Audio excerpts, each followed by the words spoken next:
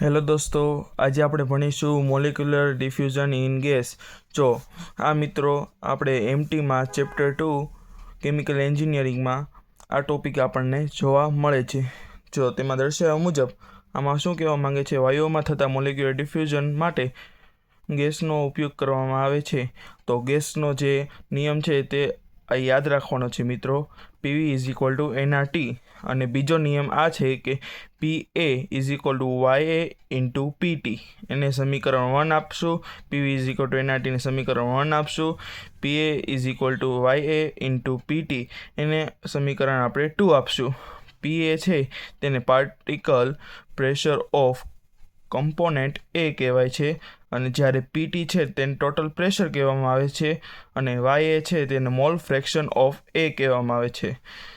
તો આપણે YA ને કરતા બનાવતા PA અને તેને છેદમાં PT અને તેને -CA/C, આ કોન્સ્ટન્ટ વેલ્યુ છે તે માટે તેને CA/C મૂકવામાં આવે છે. તેને આ આખા સમીકરણને સમીકરણ 3 વડે દર્શાવતા પછી ત્યારબાદ આપણે PV = nRT ને સમીકરણ 4 અને સમીકરણ 4 પરથી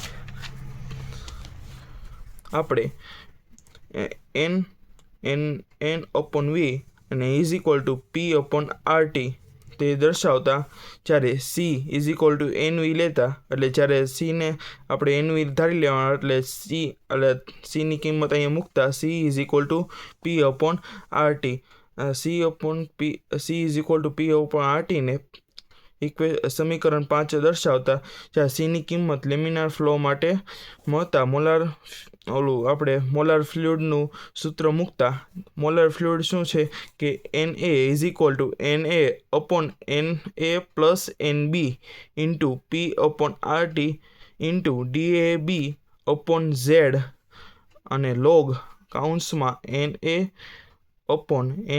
+ Nb અને Ca2/C એ માઇનસમાં આવશે.